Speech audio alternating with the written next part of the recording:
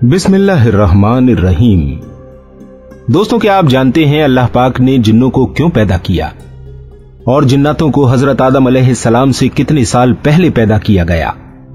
आज की इस इंफॉर्मेटिव वीडियो में हम आपको जिन्नातों की दुनिया के राज बताने वाले हैं, इसलिए हमारी इस वीडियो के साथ आखिर तक बने रहें। फरिश्तों और इंसानों की तरह जिन्नात भी अल्लाह ताला की मखलूक हैं, जिनका माना है छुपी हुई मखलूक।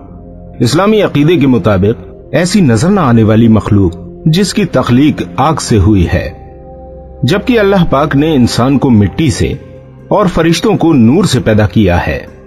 जिस तरह से इंसानों की अपनी एक दुनिया है, फरिश्तों की एक अपनी दुनिया है, इसी तरह से जिन्नात की भी अपनी एक अलग दुनिया है। कुरान मजीद में सूरह जिन के नाम से एक पूरी सूरत मौजूद है, जिसकी शुरुआती आयतों से पता चलता है कि जिन्नात के एक गिरोह ने रसूलुल्लाह सल्लल्लाहु तआला अलैहि वसल्लम को कुरान की तिलावत करते हुए गौर से सुना तो उन्होंने कहा कि हमने एक अजीब कलाम सुना है जो भलाई की तरफ रहनुमाई करता है। उन्होंने अपने साथियों को आकर बताया कि वो मुसलमान हो गए। नाज़रीन, अल्लाह ने इंसानों और जिन्नात को सिर्फ अपनी इबादत के लिए पैदा किया है। ये भी इंसानों की तरह अक्ल व शऊर रखते हैं और इंसानों की तरह इनकी भी नस्लें बढ़ती हैं। जिन्नात भी इंसान की तरह खाते पीते हैं और इंसानों की तरह इनको भी मौत आती है, मगर इनमें से सिर्फ एक जिन यानी इब्लीस को अल्लाह पाक ने ये मोहलत दे रखी है कि वो कयामत तक जिंदा रहेगा और ऐसे ही लोगों को बहकाता रहेगा, जबकि बाकी जिन्नात पैदा होते हैं और उन्हें मौत भी आती है और इंसानों के मुकाबले में इनकी उम्रें बहुत लंबी होती हैं। दोस्तों, अल्लाह ताला ने जिन्नों से और इनकी दुनिया से इंसानों का पर्दा कर रखा है। जिन्नात को अल्लाह ने यह खासियत दी है कि वो इंसानों को तो देख सकता है, लेकिन इंसान जिन्नातों को अपनी इस आंख से नहीं देख सकते, बल्कि सिर्फ खास हालात में इनकी मौजूदगी को महसूस कर सकते हैं। हां, अगर जिन्नात कोई और शक्ल में जाहिर हो तो फिर उसे देखा जा सकता है, जिसका जिक्र अल्लाह पाक ने कुरान पाक में कुछ इस तरह फरमाया है, बेशक वो खुद और उसका कबीला तुम्हें वहां से देखते हैं जहां से तुम इन्हें नहीं देख सकते।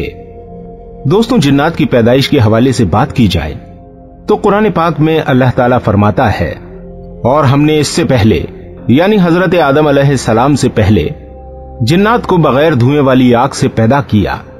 दोस्तों, इस आयत करीमा से वाज़ेह हो जाता है कि जिन्नात को अल्लाह ताला ने इंसानों से पहले पैदा फरमाया।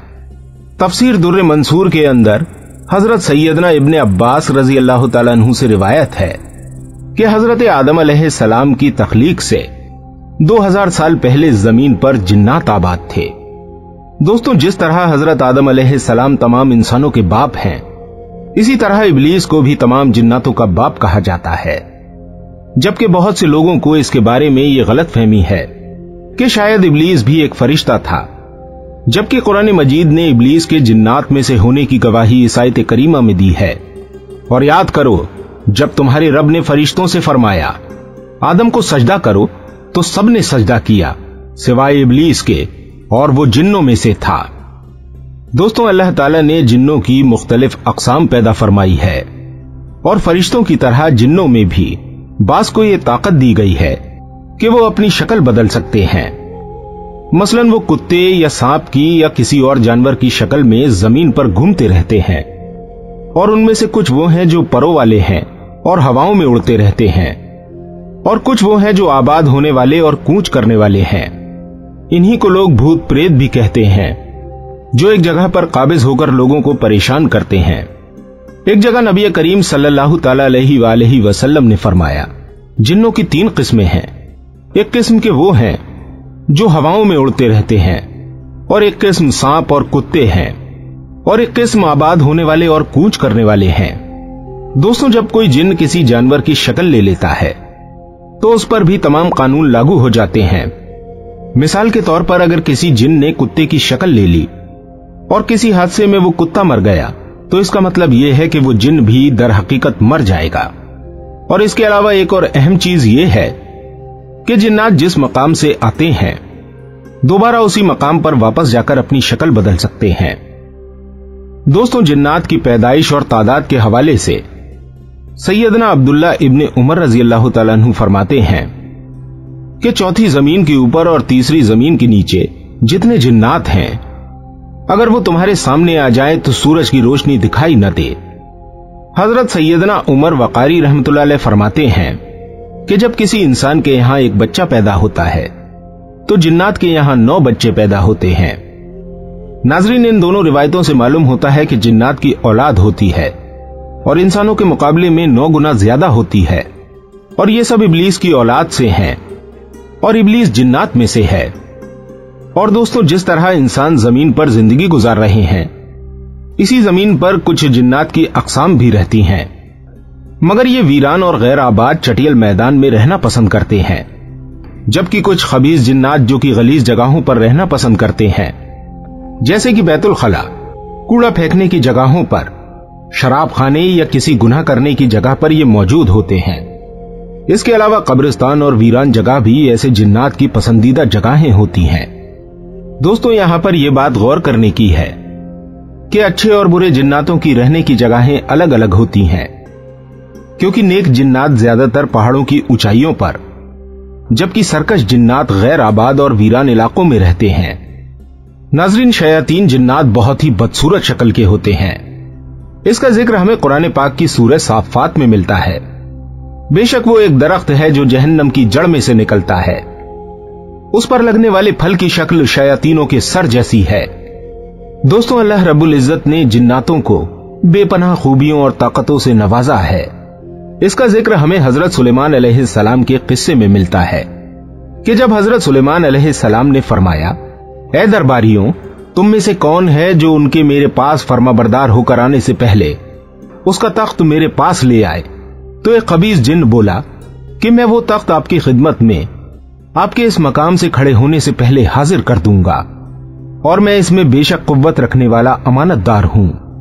इसके अलावा जिन्नात बड़ी बड़ी तामीरात भी करते थे, जिसका जिक्र हमें हजरत सुलेमान अलैहिस्सलाम के दौर में मिलता है, जहां ये बड़े बड़े महल और इमारतें तामीर करते थे।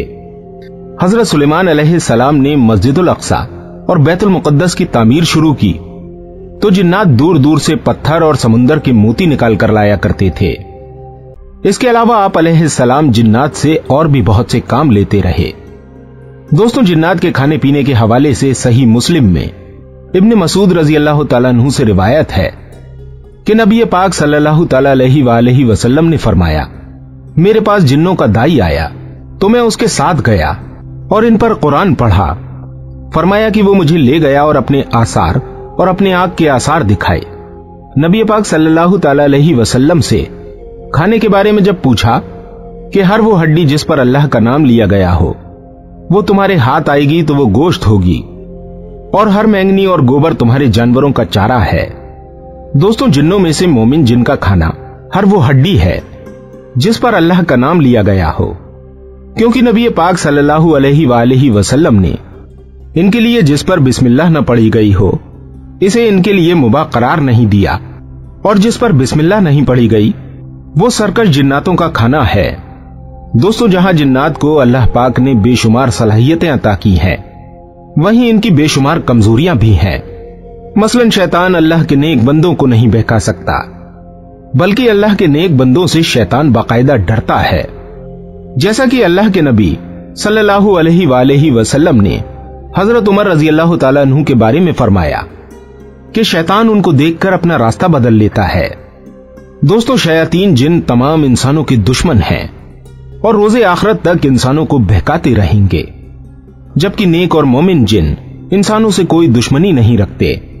शयातीन जिन का काम हर वक्त इंसान को बहकाते रहना है, लिहाजा इनसे बचने का एक ही तरीका है, वो ये कि इनके पैदा करने वाले यानी अल्लाह ताला से इनके शर और फितने से पनाह मांगी जाए। दोस्तों, क्योंकि जिन हमें देखते हैं और हम उन्हें नहीं देख सकते, इसलिए नबी पाक सल्लल्लाहु अलैहि वसल्लम ने हमें इनकी अजियत से बचने के बहुत से तरीके बताए हैं। मसलन शैतान मरदूद से अल्लाह ताला की पनाह में आना और सूरह फलक और सूरह नास की तिलावत करना। उम्मीद करते हैं ये इन्फॉर्मेटिव वीडियो आपको पसंद आई होगी। वीडियो अगर आपको पसंद आई हो तो इस वीडियो को अपने तमाम दोस्तों के साथ शेयर जरूर कीजिएगा। मिलते हैं आपसे अगली किसी वीडियो के साथ, तब तक अपनी खास दुआओं में मुझे जरूर याद रखिएगा। अस्सलामु अलैकुम व रहमतुल्लाहि व बरकातुहू।